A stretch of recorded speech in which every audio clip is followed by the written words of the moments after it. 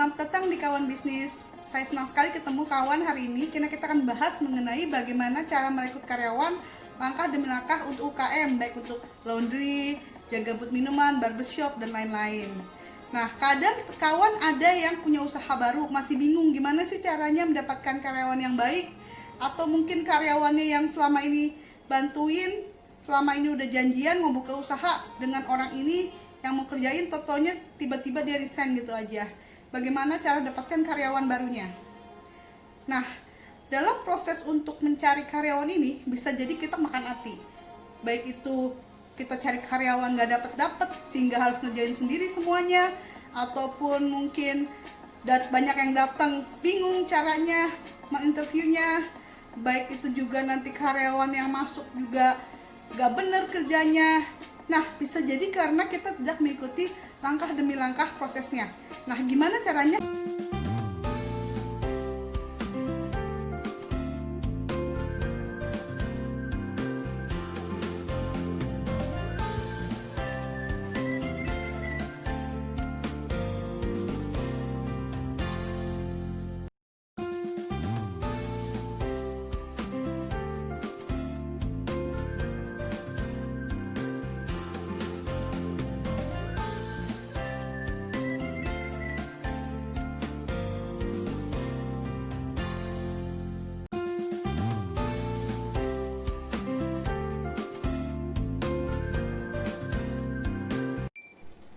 Kawan bisnis, seperti saya sudah janjikan tadi, kita akan bahas mengenai langkah demi langkah untuk mencari karyawan UKM. Nah, bagaimana langkah pertamanya? Kawan bisnis, kita harus bisa mendeskripsikan pekerjaan seperti apa yang dibutuhkan oleh usaha kita. Anggaplah kita usaha minuman. Nah, di usaha minuman kita itu butuh orang yang punya kemampuan setidaknya menghitung untuk laporan keuangan. Sederhana. Kemudian juga dia harus punya kendaraan minimal motor misalnya, supaya bisa mengangkut beberapa bahan baku ke tempat kerja kita. Atau juga dia punya rumah jangan sampai terlalu jauh dari tempat kerja kita, karena misalnya dia rumahnya terlalu jauh, bisa jadi dia akan sering terlambat, atau juga bisa jadi dia akan mahal ongkosnya ke tempat kerja kita dan kita harus spend uang lebih besar untuk ongkosnya dia. Dan lain sebagainya. Nah, semua itu ditulis dalam bentuk kertas sehingga kita mudah nanti untuk membuat lowongan pekerjaan berdasarkan deskripsi tersebut. Langkah kedua yang harus dilakukan oleh kawan bisnis adalah menginformasikan seluas-luasnya lowongan pekerjaan tersebut. Nah, kemana sih kita harus menginformasikan? Bisa jadi ke tetangga atau kawan, atau juga bisa ditempel di toko. Namun yang saat ini harus Anda lakukan juga yang penting adalah di sosial media. Kenapa di sosial media yang tepat adalah penting? Karena para pencari kerja itu mencari lowongan pekerjaan di sana. Beberapa contoh sosmed seperti itu adalah mungkin di Facebook Group untuk UKM tersebut. Contohnya ada Facebook Group untuk lowongan pekerjaan salon. Ada juga Facebook Group mungkin untuk usaha laundry dan sebagainya. Bisa juga di OLX, saya bukan iklan ya. Di OLX ini memang untuk para pencari kerja yang blue collar itu banyak juga yang mencari lowongan pekerjaan di sana. Sehingga kemungkinan besar kita akan mendapatkan banyak pelamar untuk mengisi lowongan pekerjaan yang kita butuhkan. Nah, kawan bisnis, deskripsi pekerjaan seperti apa yang harus ditulis di sosmed tersebut.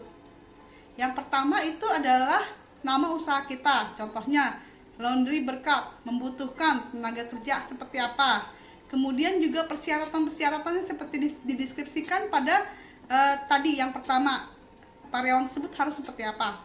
Dan yang paling penting juga adalah di mana para pelamar tersebut harus menjawab lowongan pekerjaan tersebut. Misalnya harus ke WA, harus email, atau datang langsung.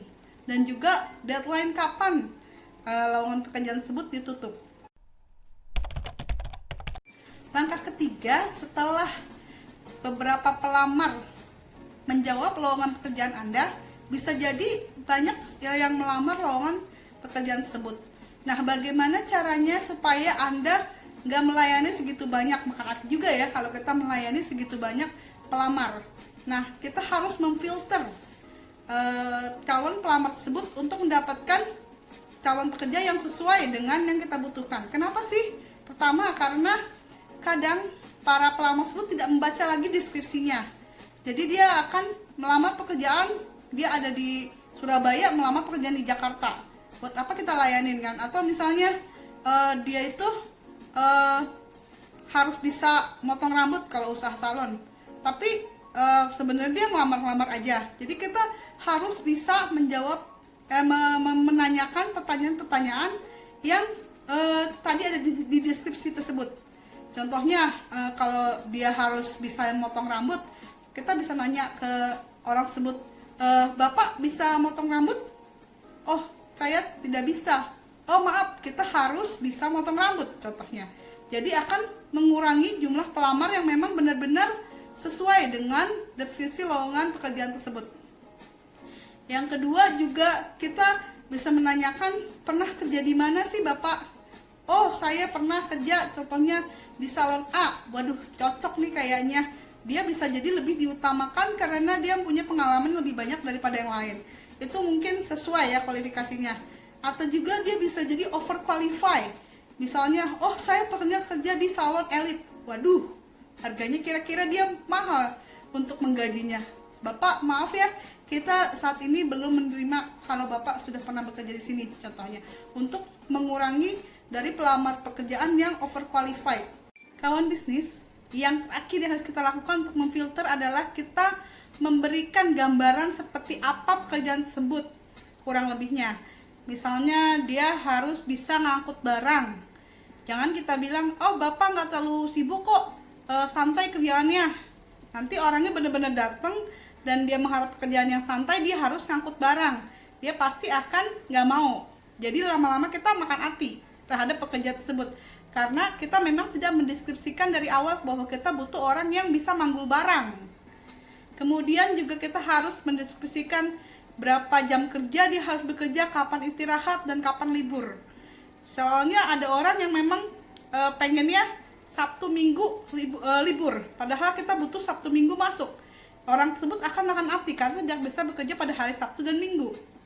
Kemudian juga kita memberitahukan berapa gaji yang kita akan berikan untuk pekerjaan tersebut.